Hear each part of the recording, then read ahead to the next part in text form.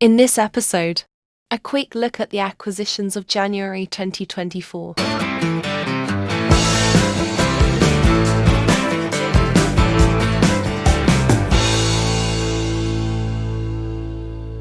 Evening folks, welcome to the latest episode of Crushed Custard, and today it's the first acquisitions video of 2024, things that I've picked up in the first month of the year. Now, I wasn't really planning on picking up a lot, but it seems to have not quite worked out as I originally planned, and I've got a pretty decent sized pile down here, so I'll just have a quick flash through them. We've got a pretty eclectic bunch of stuff. Obviously there's some purple related stuff in there, but there's lots of other stuff as well. So we'll just have a quick look at what we've got today, not go into any great details. We'll use them for later episodes if there's anything that comes up in this little look that you would like more details about, or you'd like me to look into in a little bit more detail. Just whack it in the comments and we'll make sure it gets included in an episode soon enough. So let's get on to what we've got then, and it's probably the last thing that I needed really, because it's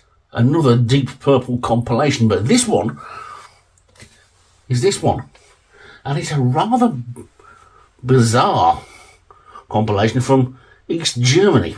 Now, all the writing on the back is in German, as you would expect, but the track listing is mighty odd. It really is. Now, it kicks off with Lady Double Dealer, obviously a Mark III track from Stormbringer. Then it goes into a live version of Smoke on the Water. Then it goes into Stormbringer, and then we go for Speed King. Right, then you go over to the other side, and things get just as puzzling, because you kick off with Rat Bat Blue, which is from Who Do We Think We Are. Then you go for Woman from Tokyo, which is from Who Do We Think We Are as well. Then you get Anyone's Daughter from Fireball. And then to finish it all off, you get Hold On from Stormbringer. The cover isn't very exciting either, but there you go. That's what I haven't got. So, there we go. That was the first thing through the door. Deep Purple. It hasn't actually got a title. It isn't called Best Of. It's just got Deep Purple written on it. So, there you go. I dare say you couldn't get very many Deep Purple albums in East Germany in the 1980s. This was well, the notes on the back were written in 1977. So, I presume it must have come out sometime around then. The second one through the door in 2024 was a Robert Plant album I'm missing. It was this one, Robert Plant and the Ceaseless Roar, which is a nice folky type of album, nice gatefold sleeve.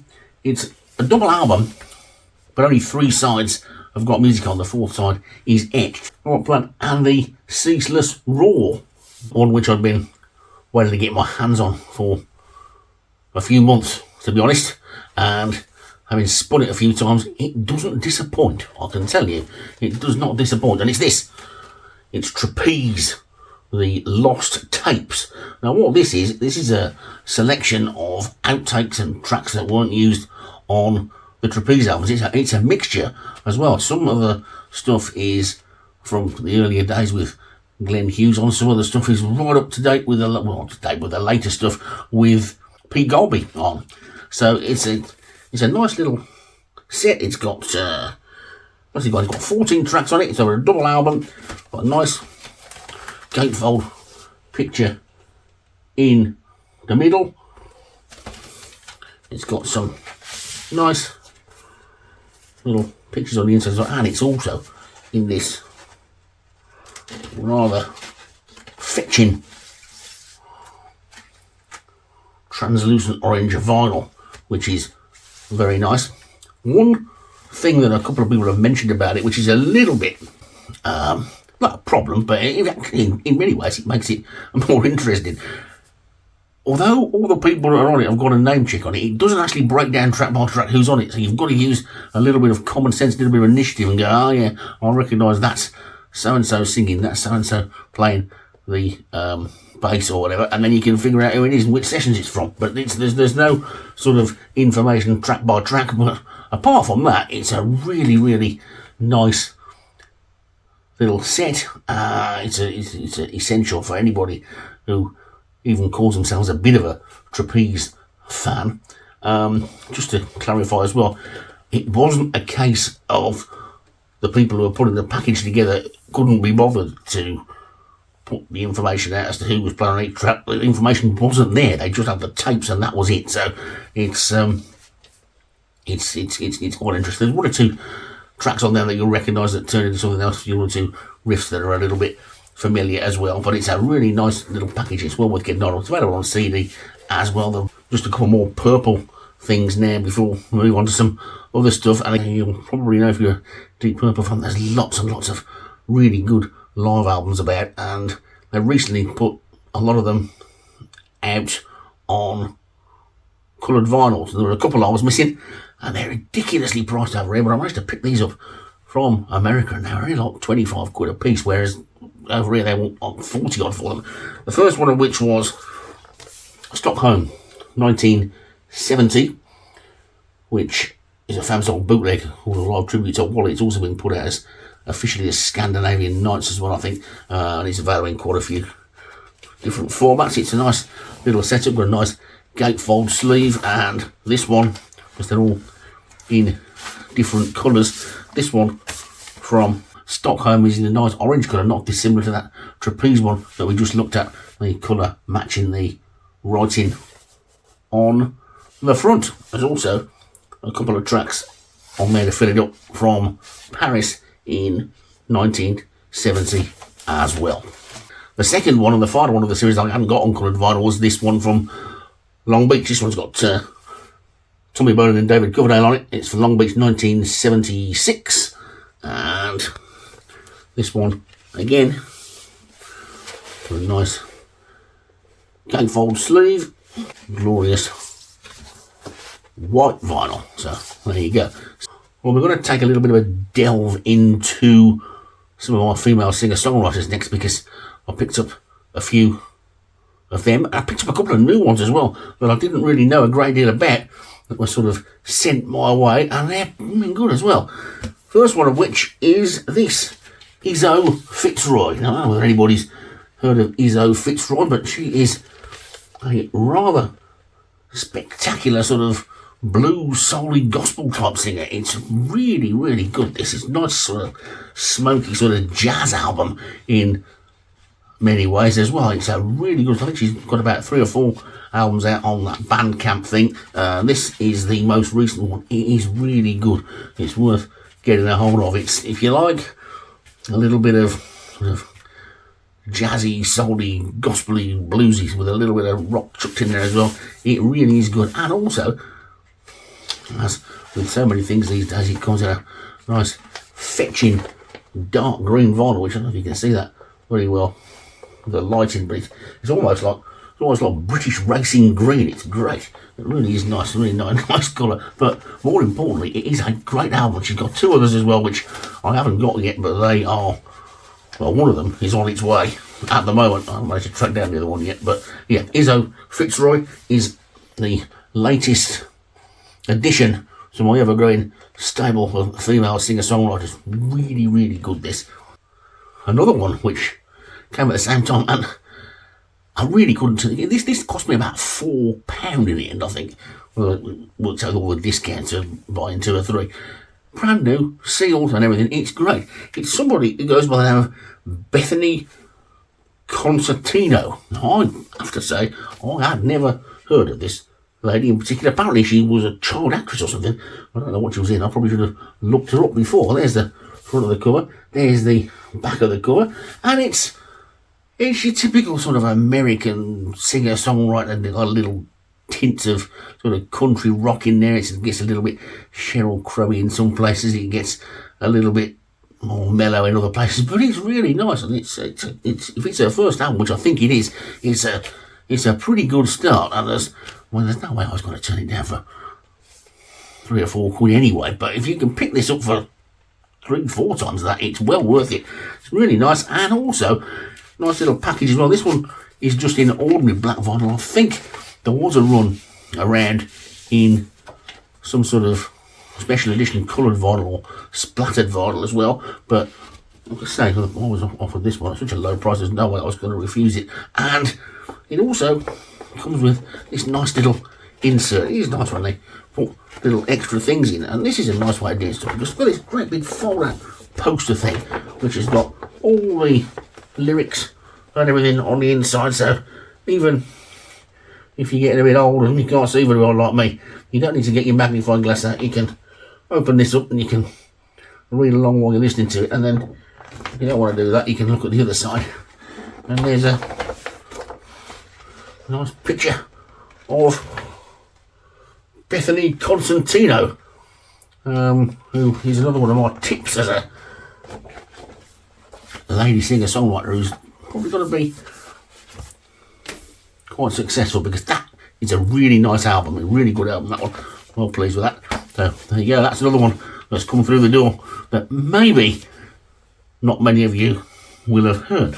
Now, those of you that have been watching these episodes over the last year or so will know that I'm a big fan of French pop music from the late 60s and into the early 70s as well, most particularly the yay girls and the female sort of singers, but I'm not a big fan of compilation albums.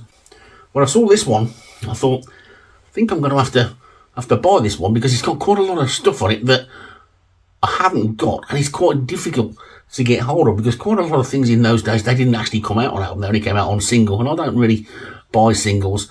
Maybe I'm just too lazy to turn them over all the time, or I don't think they sound that great. I don't mind the ones that have got picture sleeves and stuff, they're quite nice to collect, and that's something that I may do in the future, but at the moment I don't. So anyway, I saw this compilation and I thought, well, I'm going to get that.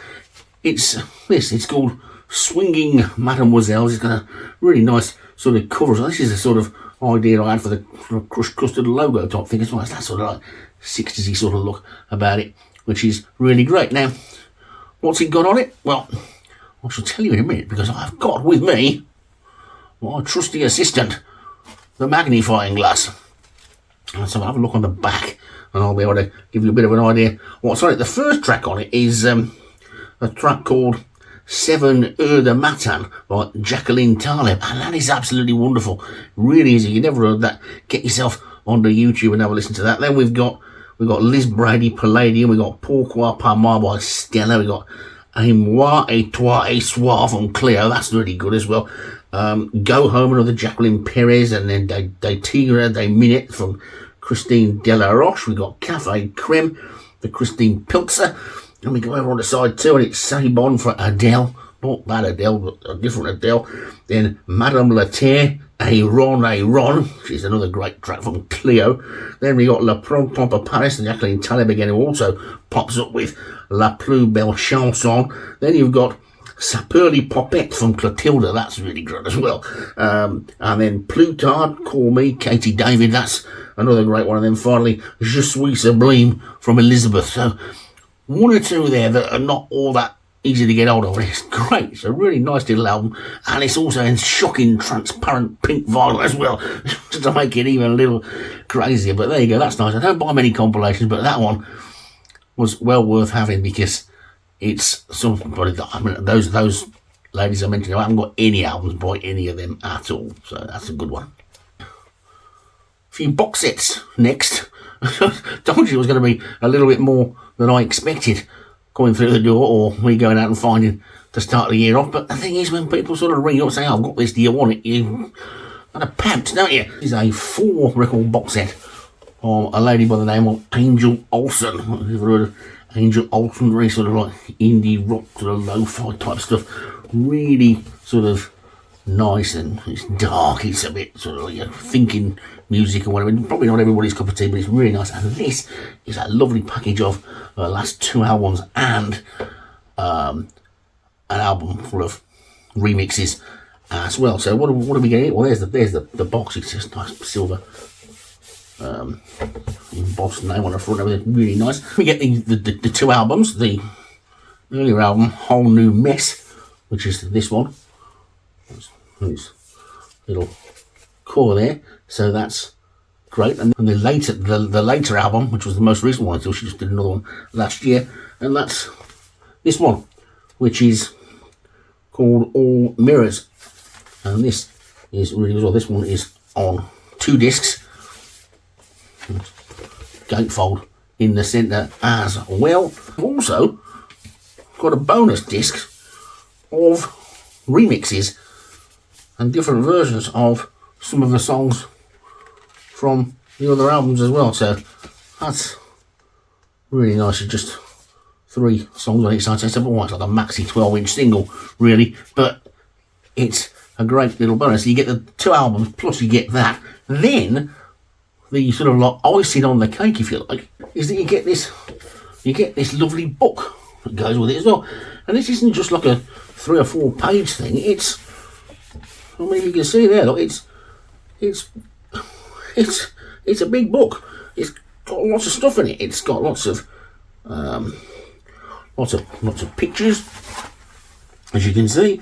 But it's also got photographs of like handwritten lyrics and things. So it's a really nice little book to have a flick through while you listen to it. Really nice little set that of 2 albums, a 12-inch single with 6 remixes on, and this lovely book all in a nice slipcase. Angel Olsen, well worth looking up if you've never heard of it, especially if you like that sort of slightly dark, sort of lo-fi singer-songwriter stuff, indie pop type thing. It's good. It's good stuff. Give it a go. Again, something now that was just too good a deal to turn down, and this is something everybody will know about, really. It's this. It's the Ella Fitzgerald Songbook. This is a blinding little set, this, because it's got 6 albums in, and they're all sort of themed with slightly different things going on. And then you can see, you open it up, and the inside of the box. Each album comes in its own proper cover. They're not just all chucked in a sleeve. They've got their own proper cover and everything. But in there, you can see what the theme of each record is. So you've got a Cole Porter record, you've got a Rodgers and Hart record, you've got a Kern and Ellington record, you've got a Berlin and Ireland record, and you've got a Gershwin record. And each one, as I said, of the albums is in its own laminated cover with some writing on the back and a little number in the corner so you know which one it is. And it is a really lovely set, this, with 5 albums in it and all in a nice box.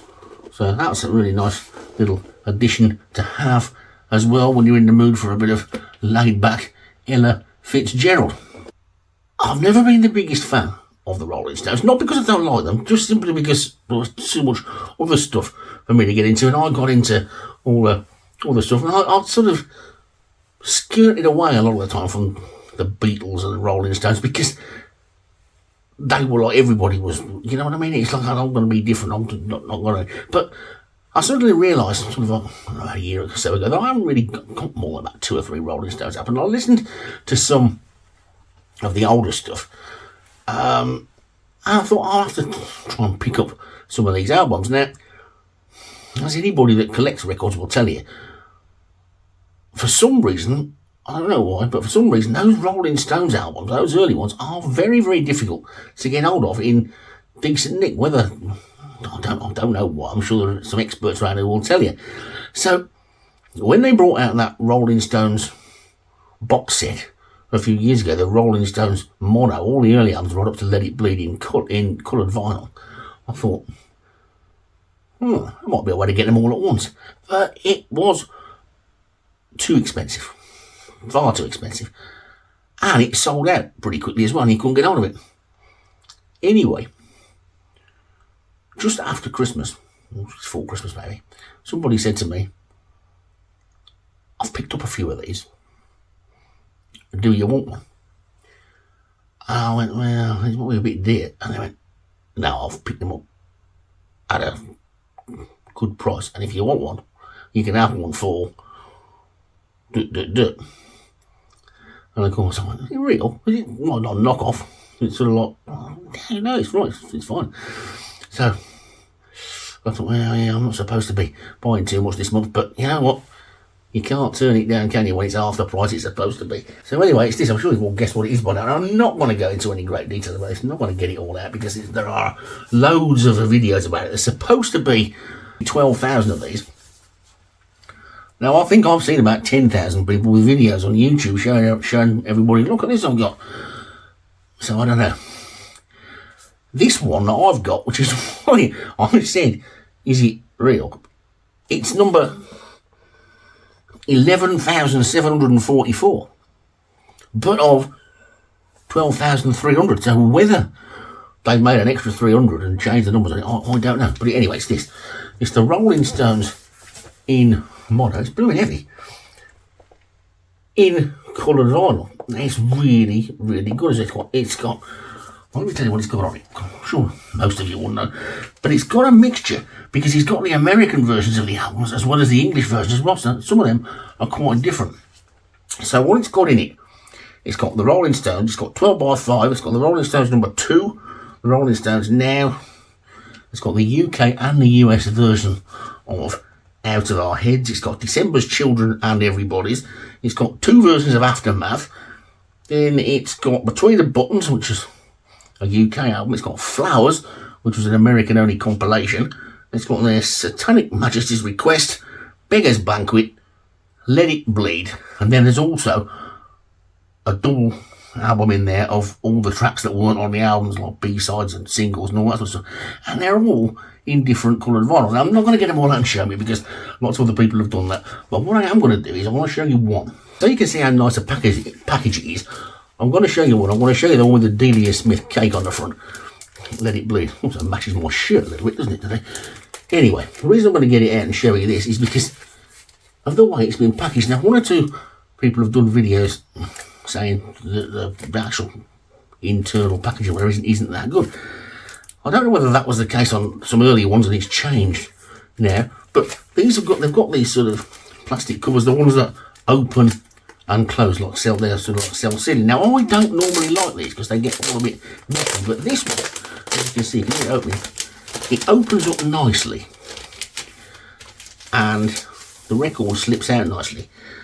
And when you go to put it back in, it goes back in really well as well without getting all stuck on the thing, which is pretty important. The sleeves are laminated as well, which is nice. Then you go on the inside now. You can see the inside, they've actually done the covers, the inside covers the way the inside covers were as well. These are all in mono, by the way, they're all the mono versions. And then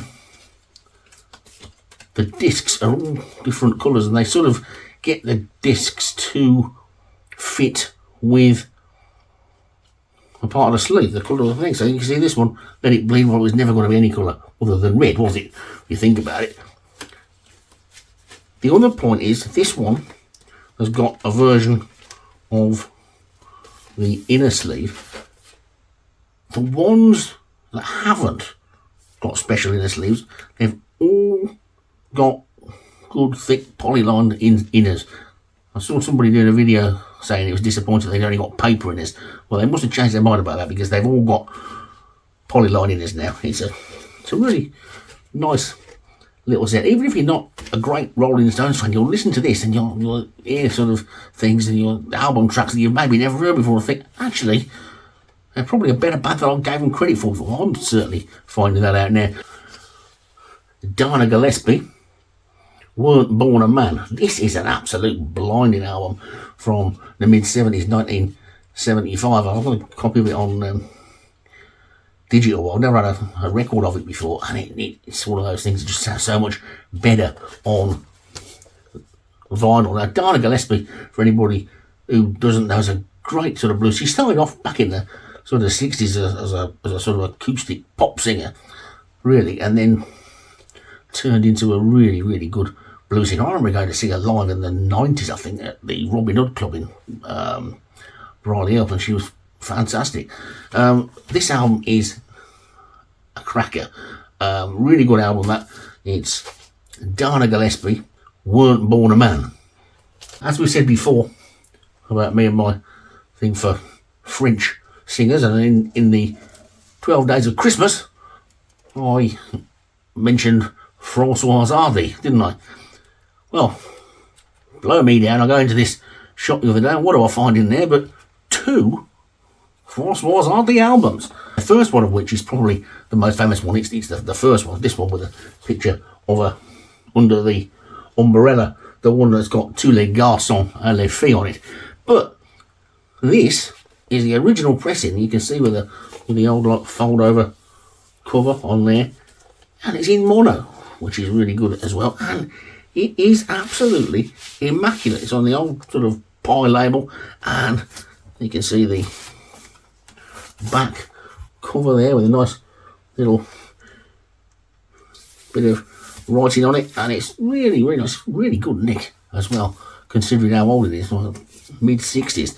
Laminated cover, really, really nice. So I'm really pleased to pick up that for virtually nothing. They'd also got another one as well. If you remember, if anybody was watching that video that I did with Françoise Hardy in over Christmas, I told you about, he's got 6 or 7 albums and they're all just called Françoise Hardy, but they're all different. Well, this is a case in point for this next one, because this one is called Françoise Hardy as well, but it's from a few years later. There's the back cover, and this has a really nice gatefold sort of sleeve where the record goes in on the inside rather than the outside, and there's all sorts of pictures and info and stuff on there. It's all in French. There's a French version on the Vogue label. You can see the old polyline sleeve, and there's the nice old label. That's really nice, isn't it? Yeah, old Vogue label there, and that again is in really good nick and very, very low priced, shall we say. I'm more than pleased with that. Was this one? Was it Lee Aaron Metal Queen? I've only got this on CD. I haven't got this on vinyl. I don't know why. I got other early albums on vinyl. For some reason, I must have missed this one out and then picked it up on CD a few years later. It's pretty generic 1980s heavy metal with a female singer on it, but it's nice and it'll tie in nice with the others that are in the collection. And again, it's the first issue and it's in really nice nick as well. And again, that was very cheap. Too good to turn down. I'm saying all these albums are cheap. They're like 10 quid a piece, and they're worth sort of like a lot more than that, most of them. And this one is a first press of what is 3 days a week my favourite free album, and then on another 3 days of the week it's Fire and Water. But this is a first pressing of it. I've only got a second pressing from before. The way you can tell that it's a first pressing is not only from the fact that it's got this one's got the island label with the palm tree on it.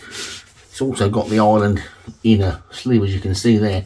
But the biggest giveaway is the fact that the picture of the band at the back is not a flat printed picture like it is on the later one, it's an embossed one. So you put your finger over it, it's sort of 3D, if you like. So now I've got a UK first press of Free Live. I've got a UK first press of Free at Last, and I've got a UK first press of Heartbreaker. They all sound considerably better than the later pressings. I haven't managed as yet to get the first 2 albums or Fire and Water on first pressing, or this one. So when I saw this, and again, they only wanted 10 quid for it, and it's all right. Yeah, somebody's written their name on the top, but the vinyl is immaculate. And I've listened to this album solidly since 1980. So what's that? 44 years. 44 years of listening to this album on the second-hand album that I bought, the remastered version that I bought, the CD version that I bought, whatever. I put this on, and it's like hearing a new album. It really is. It's just such a good press. I don't know. I'm probably the same as the first press is really that much different. This is great. Just like Free. I mean, Free at Last. If you've got a copy of Free at Last and you think it sounds a bit muddy and it sounds a bit sort of like muffled, either get yourself a first pressing of it or get yourself a 1980 1980s Japanese pressing. The 1980s Japanese pressings of all these albums are as good as the first presses. But this was great. I was really pleased to get this. As I was like going through, I think, oh, crikey, I found something else. And I almost thought, do you know what? I better not buy that as well, because I've already got it 3 or 4 times. And then I sort of said to myself, no, where are you going to find a first press copy of Highway for a tenner again? It's ridiculous. So there you go. So that was that. Again, this is a first press. I hadn't got a first press. I've just got a later press of that. And this again sounds better, not as much as that last one does, but this one still sounds better, and it looks better because it's in a better package. It's this Ian Gillan's Clear Air Turbulence, which was the second of his Ian Gillan Band albums, where they were playing the more sort of jazz, rocky type stuff. And this is the first pressing, which came with a gatefold sleeve, where you got the lyrics on the inside and some pictures there. For me, and probably for the majority of people that watch me regularly, all 3 of you, this was the find of the day, the other day, and it's the find of the year so far. It's better, for me, than the half-price Rolling Stones coloured vinyl, because I've been looking for a vinyl copy of this for absolutely ages, and I may even have mentioned it in my very last video, the last one before this one, because I only got it on digital. I didn't even manage to get hold of a CD of it. I only got digital, and I got 3 or 4 tracks on a compilation album. And I went into that shop, which I never find anything to buy from, on Thursday, I think it was. And the first thing I found in there was this.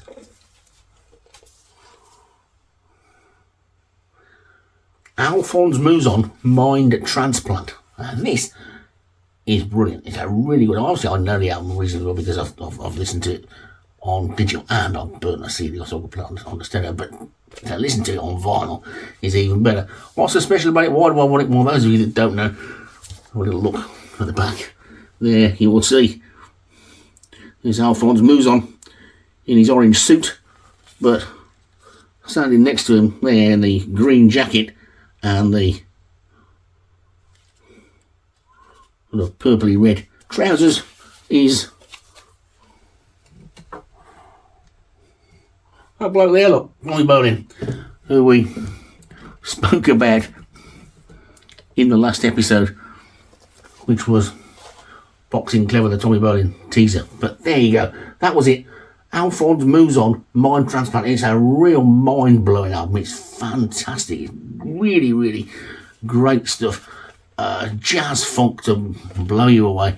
And I was delighted to find a copy of that. The only other copy that I've seen that I could get around on vinyl was on Discogs, and it was about 50 quid, 45 quid or something.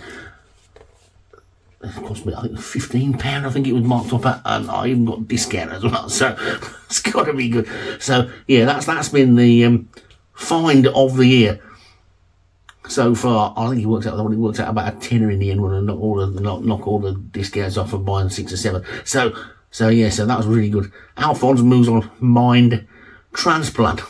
Please like and subscribe if you enjoyed this episode, as that will help the channel to grow.